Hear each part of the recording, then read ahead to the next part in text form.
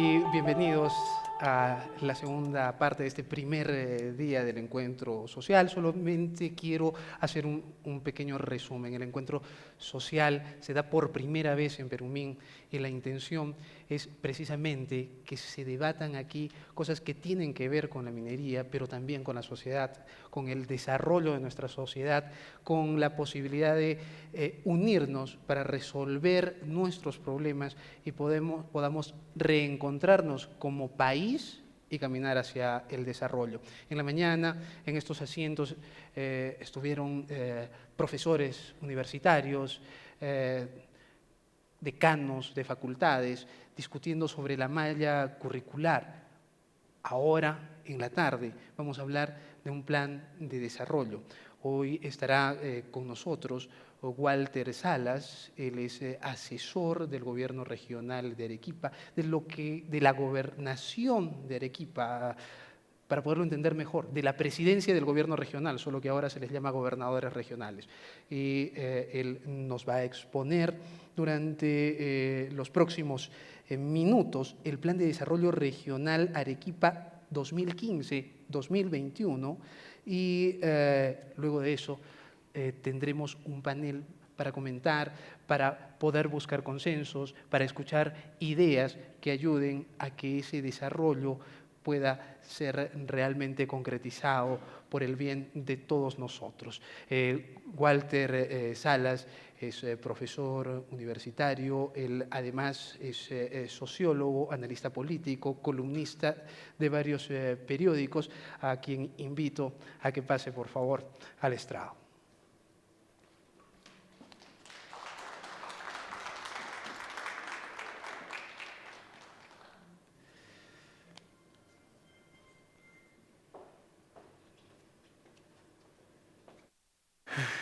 Muchas Bienvenido. gracias. Los próximos 50 minutos van a estar a cargo de Walter Salas, repito, exponiendo el Plan de Desarrollo Regional de Arequipa 2015-2021.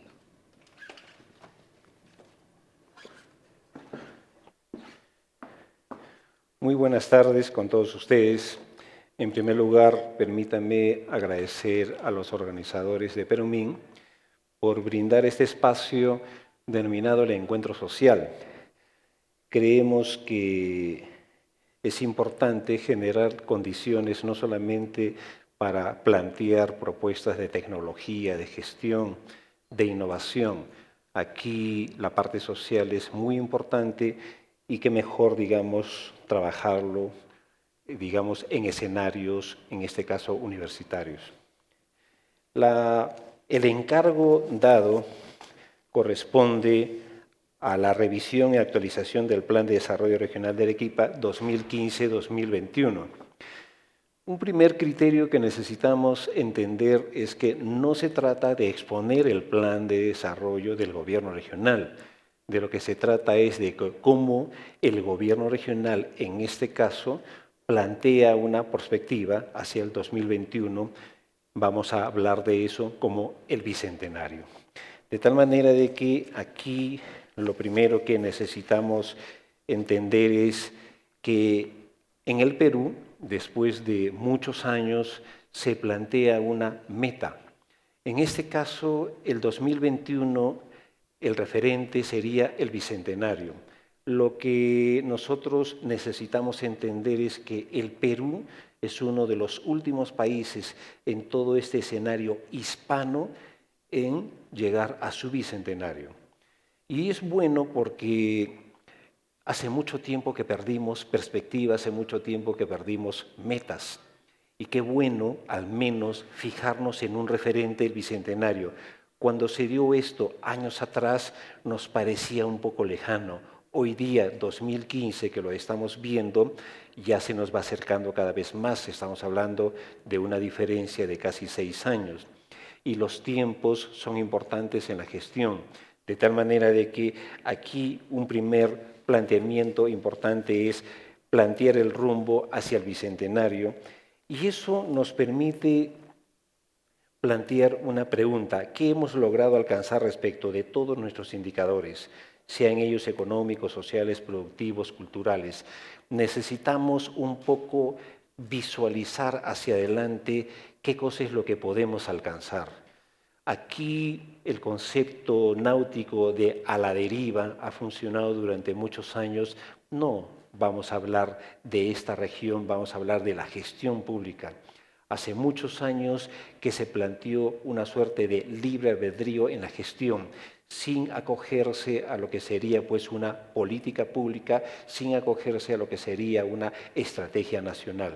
De tal manera de que esto nos parece muy importante remarcarlo, por eso es que los organizadores plantearon al gobierno regional este tema, cómo vamos a llegar, cómo vamos a arribar hacia el 2021. Y este plan bicentenario plantea 6 ejes, que lo vamos a ver más adelante en algunas láminas, de los cuales todos, sin excepción, gobierno nacional, gobierno regional y gobierno local, tanto provincial como distrital, tenemos que acogernos a ello.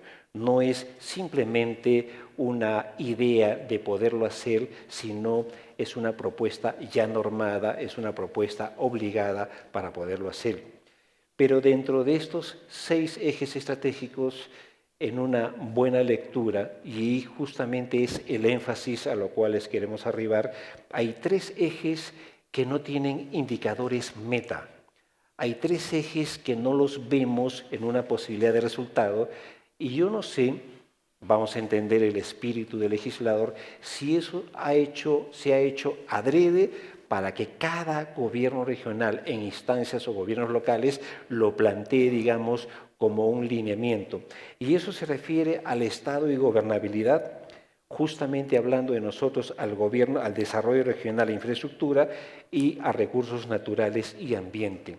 Esos 3 ejes no tienen líneas metas al 2021.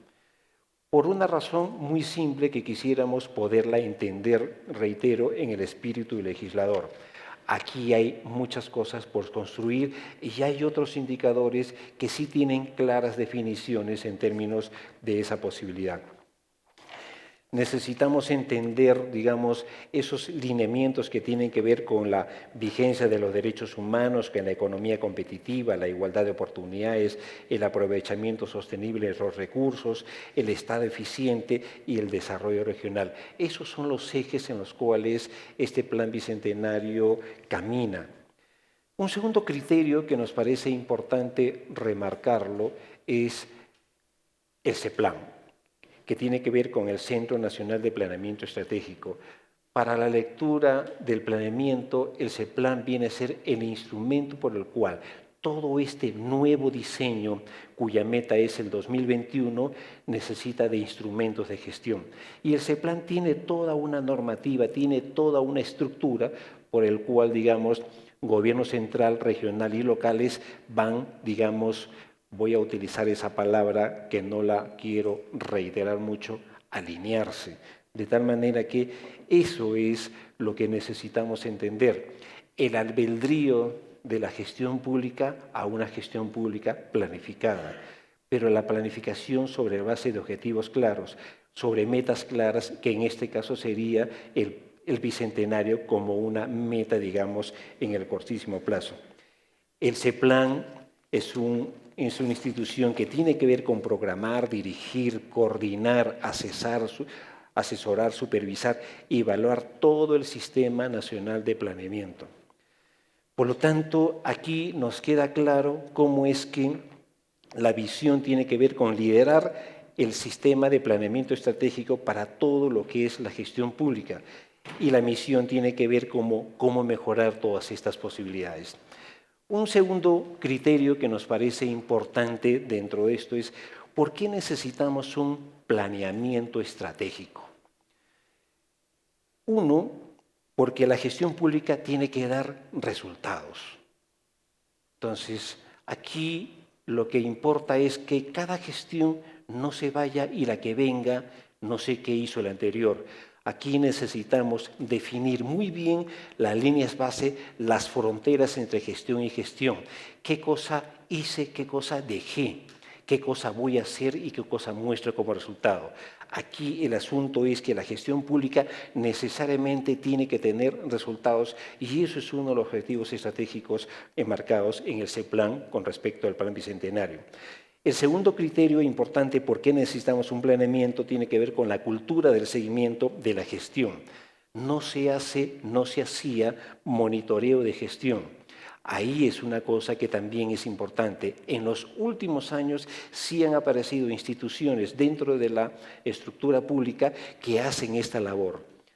Basta mencionar al CIAP, por ejemplo, basta mencionar al SNIP como instrumentos de muchos otros que ya van marcando la pauta de que la administración pública no es una cuestión de simplemente a ver lo hago y a ver qué me resulta, sino aquí hay que hacer un seguimiento de ello. Aquí necesitamos también tener la necesidad de entrar en una propuesta prospectiva. Nos hemos acostumbrado, voy a utilizar ese tiempo del verbo, nos hemos acostumbrado al tiempo presente, presente y presente, y la cosa es que el presente se convierte en el eterno presente. Pero no tenemos perspectiva de caminar en el mediano y en el largo plazo en estas cosas. El corto plazo se vuelve cortísimo en esto y por lo tanto el análisis prospectivo no va más allá que de repente los 4 años de una gestión. Y cuando eso queda insatisfecho, todavía resulta decir, necesito otro periodo más, pero no lo ajustamos al corto, mediano y largo plazo como horizontes temporales en términos de gestión. Necesitamos también el planeamiento estratégico para contextualizar la política pública. Entonces, aquí los escenarios son importantes para ello, de tal manera de que no hay nada aislado en función de cualquier propuesta de gestión pública. Aquí estamos hablando de la política pública y de la gestión y administración pública en el otro nivel, de tal manera de que los contextos son importantes, los escenarios son importantes. Estamos en un escenario minero. Este es un encuentro minero y por lo tanto lo que sale rápido en esto es bajaron el precio de los minerales y por lo tanto hay menos ingresos. Ese es el contexto que nos interesa entender como para plantear estrategias y políticas públicas. Cómo no amarrarse a un presupuesto dependiendo mucho de esos ingresos que no tenemos seguridad de su sostenibilidad en el tiempo. A eso viene la referencia. Y por último, que es importante la necesidad de mantener los equilibrios en términos fiscales. Ya poco a poco en el tiempo van desapareciendo los déficits para trabajar mejor superávit y trabajar mucho mejor qué hacer con esos superávit. Durante mucho tiempo en nuestra economía nos hemos acostumbrado a hablar de economías de déficit, de rojo, en los balances negativos, de tal manera que necesitamos plantear esas cosas. Un segundo tema importante de esto, para luego pasar a las láminas, es decir, ¿qué encontramos? La actual gestión regional. La curiosidad está en que los análisis que se ha hecho corresponden al 2014, que justamente coincide con el fin de una gestión.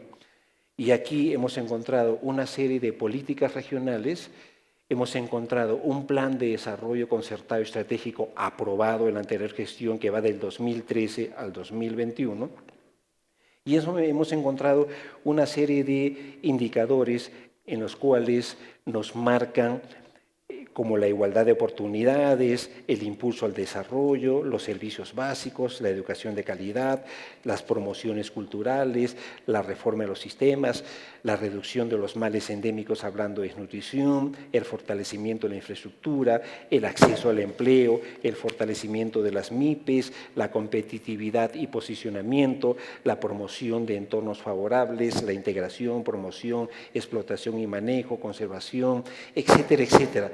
Toda una serie de lineamientos que van en una suerte de políticas regionales. ¿Cómo debiéramos esto de traducirlo? Intenciones, buenas intenciones, pero no podemos vivir de esas intenciones. Y justamente aquí va el primer check de lo que queremos hablar. El Plan Bicentenario con el CEPLAN nos plantea ejes estratégicos y, por lo tanto, las buenas intenciones ya no pueden ir dispersas a gusto del gobernante, a gusto del beneficiario, a gusto del político, sino tienen que entrar a necesidades estratégicas de un país. Por eso es que se planteó el Plan Bicentenario, por eso es que se plantea el CEPLAN, por eso es la necesidad de un planeamiento estratégico para un gobierno regional como el nuestro y viceversa, gobiernos locales y gobiernos nacionales. Entonces, toda esta motivación nos llevó a resultados.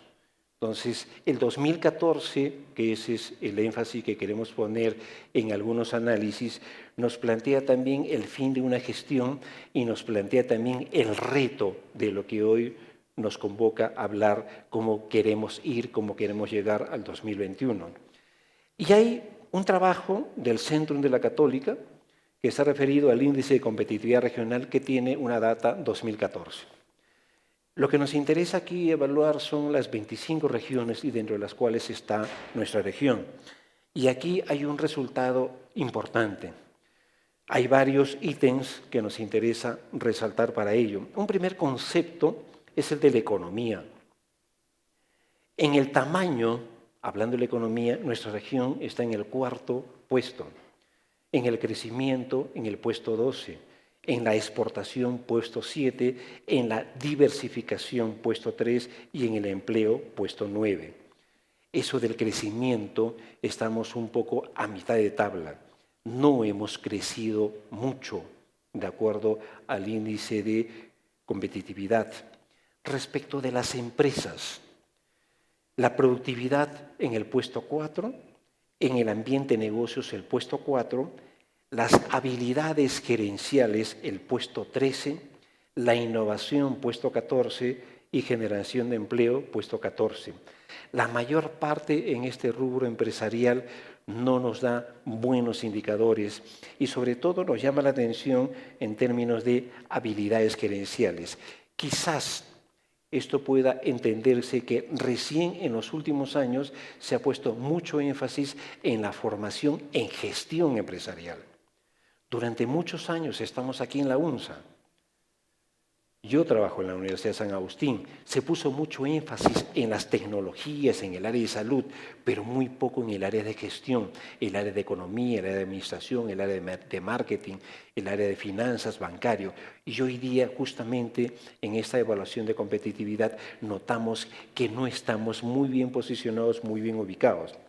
El siguiente rubro es gobierno e instituciones. Esto sí lo tomo con pinzas respecto de nuestras ubicaciones. En recursos, en el puesto 12. En autonomía, puesto 6. Pero ahora viene lo importante. En gasto, puesto 21. En seguridad, puesto 22. Y en justicia, puesto 25. Este indicador de gobierno e instituciones no nos marca muy bien en el escenario nacional. Hay mucho defecto aquí y quizás esto es parte estructural de una suerte, en el buen sentido de la palabra, de ese desorden administrativo que hablábamos, como esto de que no hemos andado muy bien en finanzas. En infraestructura, otro rubro importante, en energía en el puesto 6, red vial puesto 3, transportes puesto 3 y en comunicaciones puesto 3. Andamos bien en ese sentido. Este 3 es una constante que nos marca a nivel nacional ese puesto 3 de las 25 regiones. En lo que respecta a personas, tampoco es malo. Educación escolar 3, educación superior 6, formación laboral 2, logros educativos 5 y salud 5. Por lo tanto, en un resumen, en economía en el puesto 4, en empresas puesto 6, en gobierno puesto 25, infraestructura puesto 3 y personas puesto 3. Ese es un indicador importante que nos marca al 31 de diciembre del 2014. Lo hace una institución seria como es el Centrum de la Universidad Católica del Perú. De tal manera que aquí de lo que se trata es demostrarlo esto y decir, así nos ven, así nos califican. Ese es el indicador importante para ello. pero necesitamos entender otra mirada.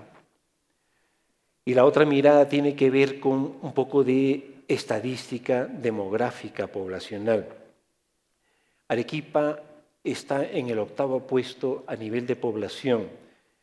Lima es 7 veces más grande que Arequipa poblacionalmente, pero no el 7 veces, es 7 veces en muchas cosas. Sabemos que Lima a nivel, digamos, de población respecto al Perú es 1/3.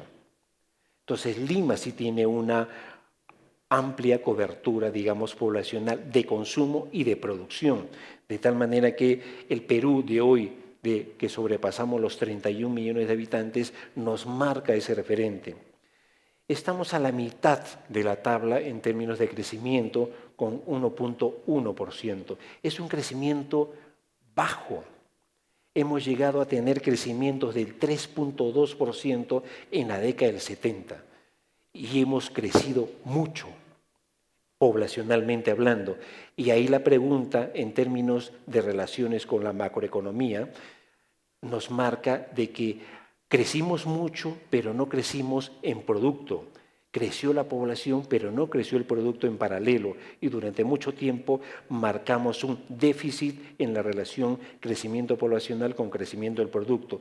Recién en los últimos años, a nivel de lectura general del Perú, hemos comenzado a pasar el producto al crecimiento poblacional, hablando de este 1%, de tal manera de que ahí ya más o menos manejamos un superávit de producción versus población, versus que durante muchos años era un déficit de población versus producción. Entonces, aquí nos va dando cuenta de eso. Prontito acabo esta estadística para entrar, digamos, a los cuadros que nos interesan. Otro indicador importante es que en el censo de 1940 éramos una población rural. Y hoy día, en el 2015, estamos hablando de una población eminentemente urbana. El 90% de la población vive en las ciudades. Este cambio de proceso de urbanización de lo rural a lo urbano nos marca no solamente Arequipa, perdón, nos marca a todo el Perú, con más o menos incidencia, pero el Perú desde el año 40 hasta hoy ha hecho todo un proceso de migración del campo a la ciudad. Y eso nos ha llevado a cambiar y a reformular muchas estrategias con lo productivo, la baja en términos agrarios, el aumento del proceso de urbanización, el aumento en los procesos industriales, etcétera, etcétera, que también nos ha llevado a temas eminentemente culturales, nos ha llevado a temas eminentemente políticos.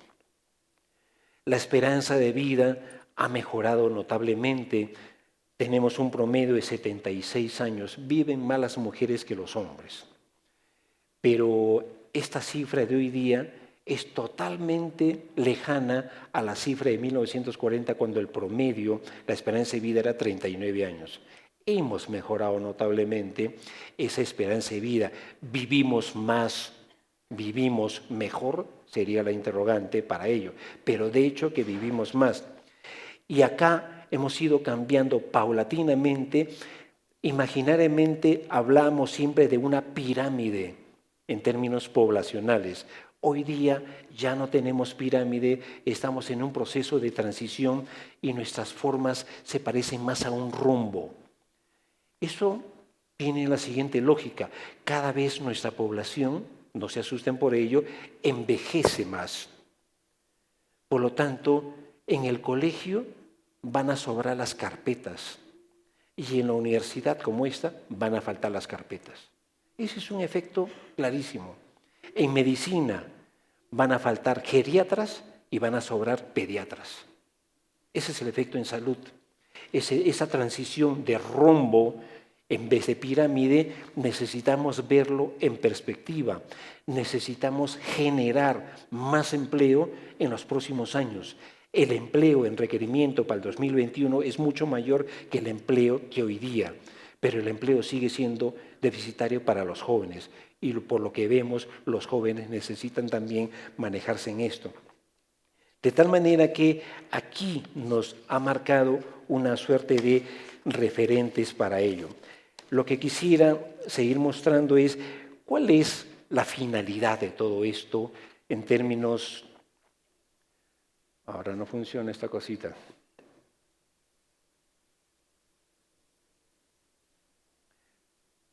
No corre. El puntero sí. Ahí está. ¿Cuál es la finalidad, en todo caso, en lo que a nosotros nos refiere al gobierno regional? Es fomentar un desarrollo sustentable, sostenible, para decirlo en 3 conceptos básicos para eso. Aquí no se trata de inventar absolutamente nada. ¿Qué cosa es la finalidad de un gobierno central, de un gobierno regional o un gobierno local? Todos debieran de tener la misma finalidad. Lo que pasa es que antes de entrar, digamos, con este tipo de alineamientos, segunda vez que empleo la palabra alineamiento, la cosa andaba dispersa para eso. Ayer me corrigieron cuando estaba hablando de eso, que 15 veces empleé la palabra alineamiento, pero vale la pena hablar de alinearse porque estamos hablando de finalidades y el gobierno regional tiene que ver, digamos, con todo esto. Aquí de lo que se trata es de encontrar cuáles son esa suerte de deficiencias en la gestión pública. Los hemos enumerado ahí y estas eficiencias las venimos viendo arrastradas durante mucho tiempo. Cada gestión pone énfasis, pero en la general, en la lectura de tiempo, nos va marcando siempre las ineficiencias en el planeamiento. Hoy día en el Perú recién comenzamos a hablar de planeamiento estratégico. Más adelante en una lámina nos vamos a dar perfectamente cuenta de ello. Aquí hay un déficit en términos de infraestructura. Según los cálculos, el déficit nacional de infraestructura anda por 60, 70 mil millones de dólares en eso. Es una cantidad astronómica que le corresponde también parte de ello a nuestra región. Pero no nos echemos la culpa por ello, porque el déficit de infraestructura es una suerte de herencia negativa que nunca se dio mucha importancia. Recuerden que durante muchos años no se arregló la Panamericana. En el gobierno de Fujimori se hizo la Panamericana nueva y no se ha vuelto nuevamente desde esa época a hacer. Hoy día recién creen que es necesario tener una doble vía, porque se nos creó la idea imaginaria de tener una vía con doble calzada. Pero no, hoy día la cantidad de vehículos que existen en el Parque Automotor Nacional y las necesidades nuestras de transportación y de comunicación ya nos da el mandato que necesitamos la doble vía en esto. Y el Perú siempre entra tardío en estas cosas. Chile lo empezó hace muchos años su doble vía desde Santiago para el norte y Santiago para el sur. De tal manera que recién estamos apostando, caminando hacia Cañete y caminando hacia el norte, Huacho y todo ellos. Acá tenemos recién en el sur un paralelo con la costanera que va desde Quilca, Camaná, Valle de Tambo, Hilo, Tacna. Sí tenemos un paralelo. Falta en el norte. Recién nos vamos dando cuenta de ese déficit, necesitamos mejorarlo. Aquí también estamos hablando de que no hemos medido resultados y eso aparece como una suerte de deficiencia. Me voy y no dejo ningún dato y el que viene tampoco le interesa lo que le dejó el otro y por lo tanto cuando se va no tiene la menor idea de poder generar una data informativa. Creo que la nueva gestión pública, la modernización del Estado requiere esto encuentro, esto propongo, esto dejo y eso debe de dejarse de ser como un déficit o como una cuestión ineficiente. Y la otra cuestión que se refiere a la débil articulación intergubernamental. Qué mal les cae a las regiones cuando el presidente regional o presidenta es de distinto partido que el provincial y que el distrital. Cuando eso sucede, todo pasa mal. Yo porque tengo que darle y él porque me tiene que dar a mí. Y cuando el partido de gobierno es diferente al gobierno regional. Creo que esas cosas debieran ser parte de un pasado nuestro ineficiente que ha generado mucha lentitud en nuestro crecimiento y desarrollo. De tal manera de que aquí la articulación intersectorial aparece como una cuestión eminentemente prioritaria. Por eso es que aparece la necesidad del proceso de planeación. Aquí es donde queremos empezar a aterrizar un poco en las ideas. Y vemos en la lámina una suerte de inicio el año de 1961, en lo que corresponde a Punta del Este.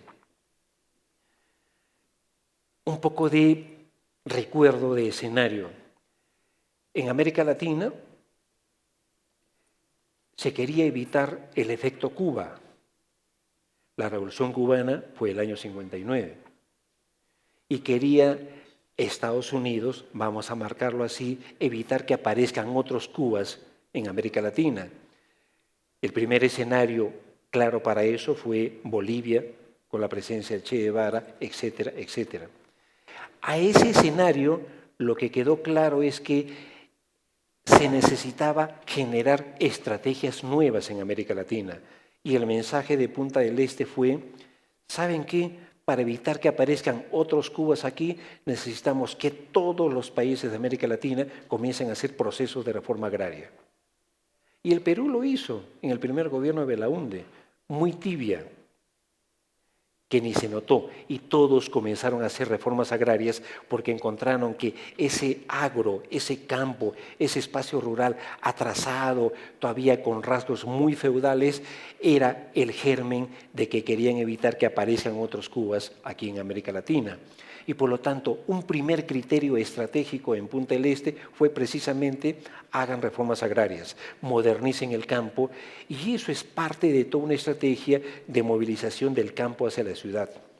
Aquí también encontramos que se creó en el año 62 el Instituto Nacional de Planificación, que viene, digamos, corrido a gracia de todo esto. Si uno comienza a hacer el seguimiento de los institutos de planificación, es en los comienzos de los 60 que los países comienzan a crearlos. Ahí nos marca la idea de que todos necesitamos planificar el crecimiento y el desarrollo. La palabra planificación no se usaba mucho en el sistema capitalista. La palabra planificación venía de la órbita socialista, donde sí lo usaban con mucho énfasis. En el capitalismo como sistema económico no se usaba mucho el planeamiento. Era el mercado, era la oferta y la demanda lo que dominaba, digamos, cualquier decisión. Y era el escenario de lo privado lo que primaba todo esto. Pero justamente en los 60, ante escenarios como los que hemos mencionado, es que esto aparece como una necesidad. Y el 67 al 70 aparece el primer plan. Qué curioso recordar hoy en día, hace más de 40 años, el plan Inca y el plan Tupac Amaru. No nos interesa hablar de los resultados del gobierno de Velasco y de Morales Bermúdez, del 68 hasta el año 80. Pero justamente ellos crearon dos instrumentos, el plan Tupac Amaru y el plan Inca, respecto de cómo el Estado debiera de tener un orden, y el Instituto de Planificación cobró mucho interés ahí. De tal manera de que ahí vamos encontrando del 71 al 75 cosas mucho mejor definidas, y del 80 al 85 es un periodo en el cual la crisis en el Perú se acentuó y podemos leerlo muy fácilmente como inflación, recesión, narcotráfico, terrorismo. Toda nuestra lectura en términos de país, digamos, se cayó de tal manera de que del 86 al 90 pudiéramos encontrar todo un periodo de ajuste y de reestructuración de la economía. Todo ese tiempo gastado para cambiar todos nuestros indicadores macroeconómicos para ello.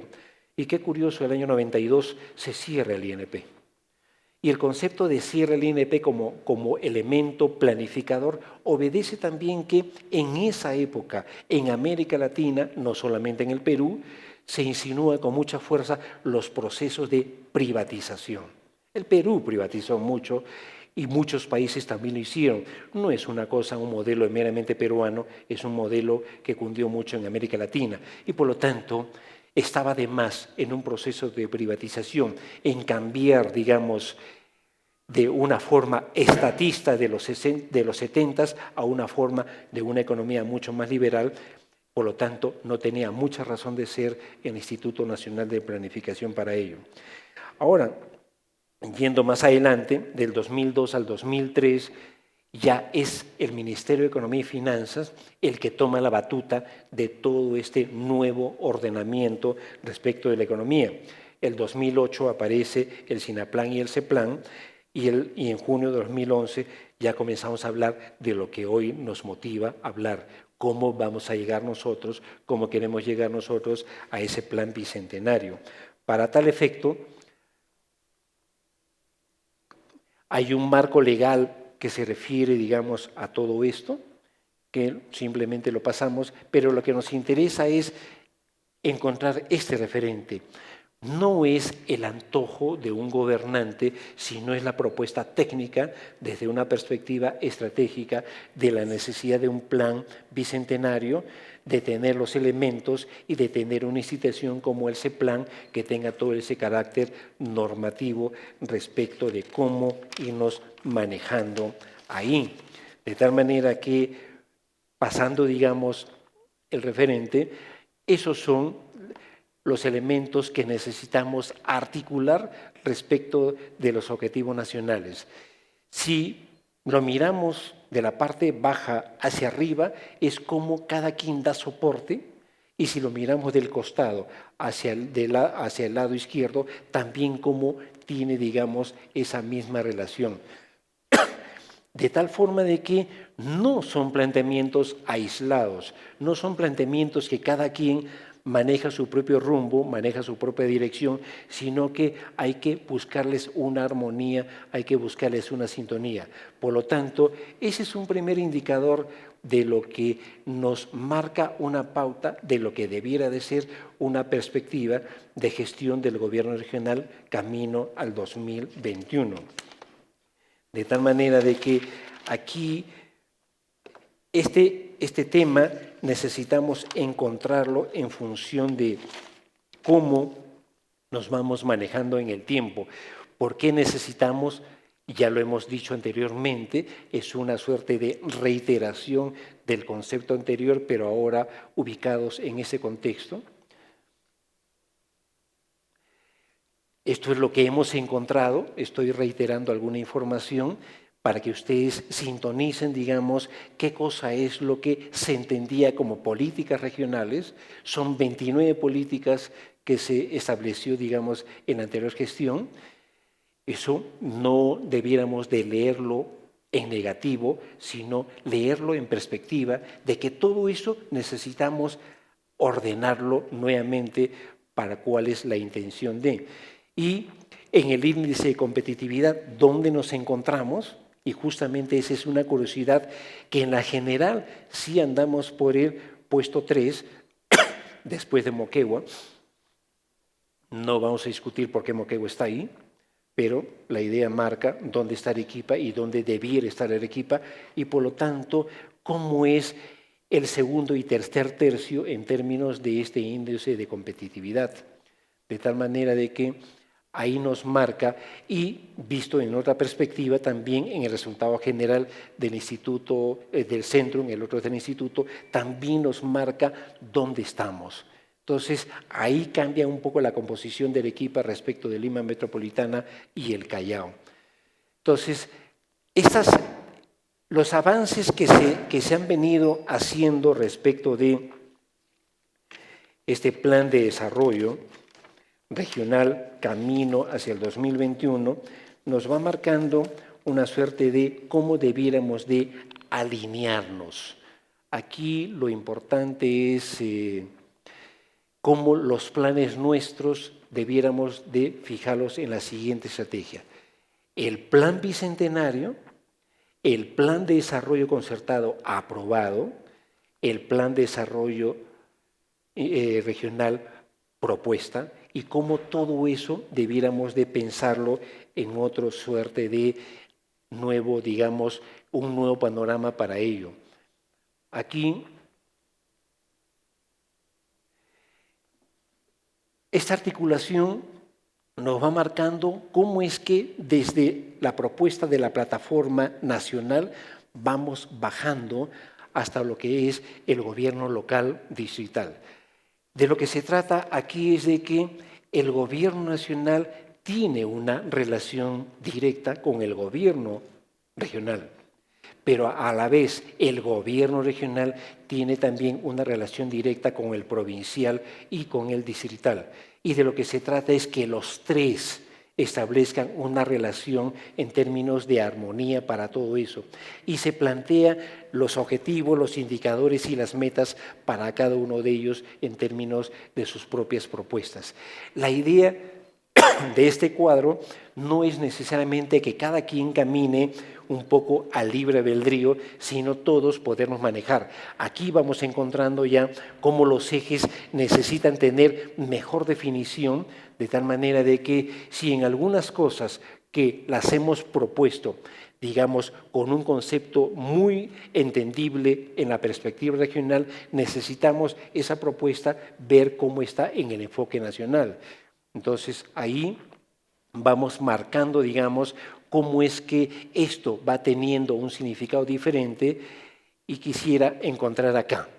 Esto es cómo está planteado, entre comillas, esa desarticulación del Plan de Desarrollo Concertado Regional aprobado con los ejes planteados en el Plan Bicentenario.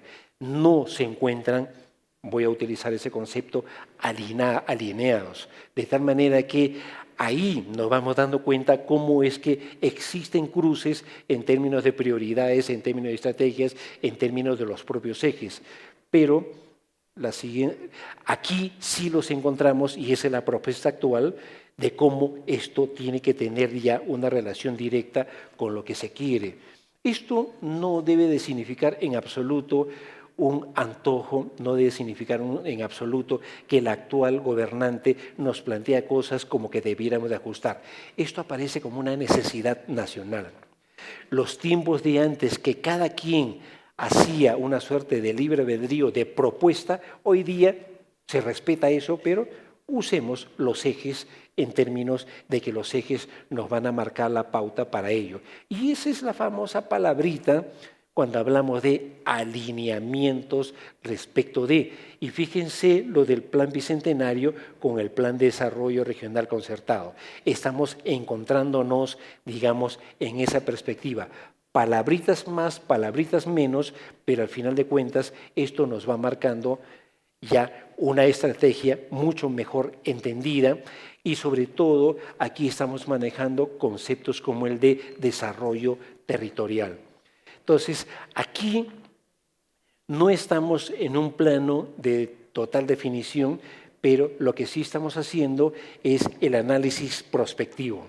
Estamos caminando en redondear ese primer enfoque del análisis prospectivo. Todavía no hemos entrado en esta suerte de fase estratégica.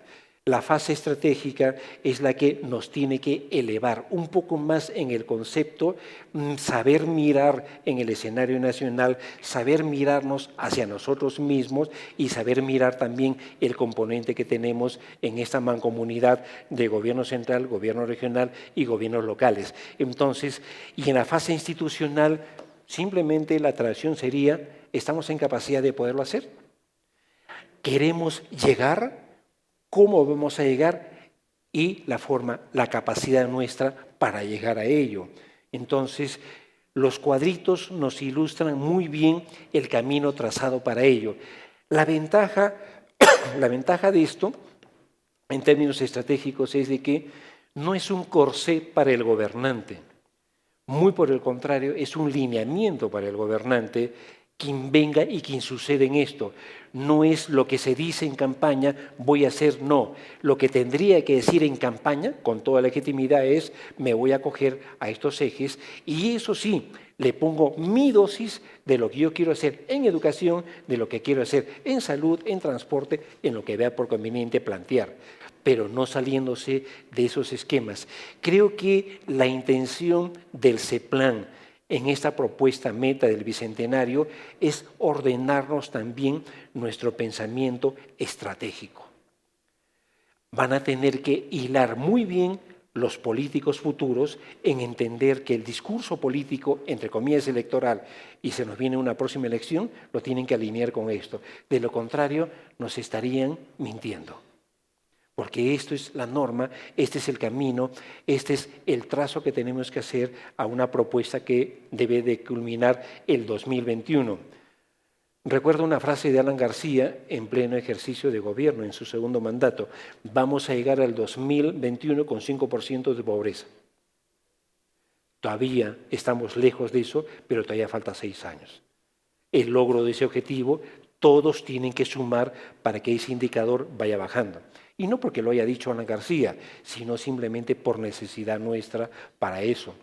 De tal manera que esta composición del análisis prospectivo nos permite desarrollar mucho el énfasis en algunos detalles. En la propuesta de la actual gestión del gobierno regional, los 6 ejes los enmarcamos en lo que nosotros hemos denominado nuestras 3 dimensiones. La dimensión de lo social, la dimensión de lo productivo y la dimensión de lo ambiental. En lo social encontramos salud, vivienda, educación, etcétera, etcétera, como una suerte de prioridad bien evidente. En lo productivo no podemos hacer mucho de este lado si es que no tenemos las bases para ello. Y en lo ambiental, reconocer una vez más nuestro patrimonio natural, nuestro patrimonio tan rico en eso, que las 3 cosas necesitamos empatarlas. De tal manera de que esta suerte de, a un ejemplo muy práctico, de alineamiento nos permite acogernos, por ejemplo, al Plan Nacional de Diversificación Productiva. El año pasado se dio en el mes de junio. El gobierno lo ha dado como una propuesta. Entonces, todos, de una u otra manera, necesitamos cómo nos acoplamos, cómo nos acercamos a esa propuesta del Plan Nacional de Diversificación Productiva. Por un hecho muy simple. Miren en qué escenario nos encontramos. En un escenario minero. Lo primero que nos sale a flor de boca es que debemos de ser cada vez menos minero dependientes. Y decir cada vez menos minero dependientes es apostar justamente a una diversificación productiva. Entonces, un primer objetivo es cómo alcanzar al 2021 con un plan de un cambio de matriz productiva. No significa dejar de ser mineros, se necesita poner mayor énfasis en la industria, en la agricultura, en la pesca, etcétera, etcétera. Pero nuestra economía en los últimos años se ha terciarizado. Y se ha terciarizado en servicios, en comercio, en turismo. ¿Cuántos moles hay en Arequipa? Cuando apareció el primero, dijimos, con uno basta y sobra. Con Quique Zavala, que está por acá, hemos recorrido 80.000 veces y él también haciendo su programa. Creo que hay 8 o 9 moles. Y entonces, ¿y qué pasó? ¿La economía responde? Si aparecen, es que la economía responde. Pero el concepto cambio de matriz productiva nos implica eso. Bajan el precio de los metales y minerales y nos hace trasabillar el presupuesto porque depende mucho de ese tipo de ingresos. Cuando debiéramos de propender, digamos, a cambiar eso.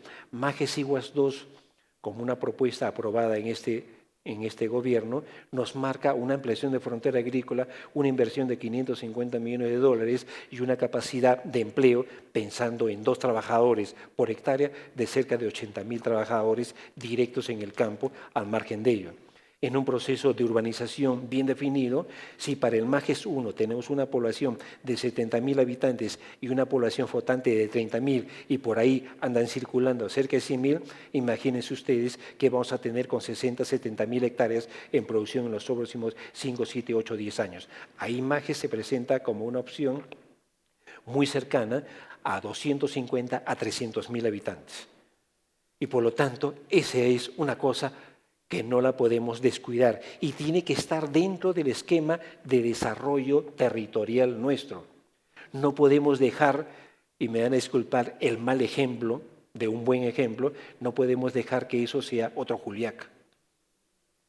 Y Juliaca es un mal ejemplo de una ciudad no planificada, vamos ahí a hacer negocios, etcétera, etcétera, y ese es el resultado. Creo que nadie quiere que esas cosas sucedan. De tal manera que, ya viene la policía, creo que me está apresurando, este es el último esquema que nos permite entender el cabal sentido de la propuesta. De tal manera de que un desarrollo regional con estos componentes nos marca al menos ese es el exigible, la ruta. Trátese de quién se trate que gobierne, cada quien pone su propio estilo. Lo dijo la gobernadora Yamil Osorio, este es un periodo de vacas flacas, porque las economías regionales se cayeron por la baja de los precios. Y el gobierno simplemente dice, no tengo plata, acomódate a como tienes. Entonces, ¿cómo hacer gestión pública sobre una propuesta de política pública que no tiene aterrizadas en términos de esta administración pública? Entonces, ahí, pero nadie nos va a quitar la posibilidad de idear, de planear, de hacer ruta hacia el 2021. Creo que ese es el compromiso que nosotros necesitamos entender para ello, de tal manera de que muchas gracias salió apretado y anticipado, pero necesitamos generar nuevos escenarios, necesitamos generar un escenario de gobernabilidad, tal como nosotros construimos ciudadanía, necesitamos crear gobernabilidad. Hay que hacer la cosa creíble. El peor ejemplo que nos ha pasado, y lo reitero en este escenario, es el ejemplo de Tía María. Lo veo a Pepe Lombardi aquí y nos damos cuenta de esas cosas. El mal manejo, la ausencia del Estado en este tipo de circunstancias.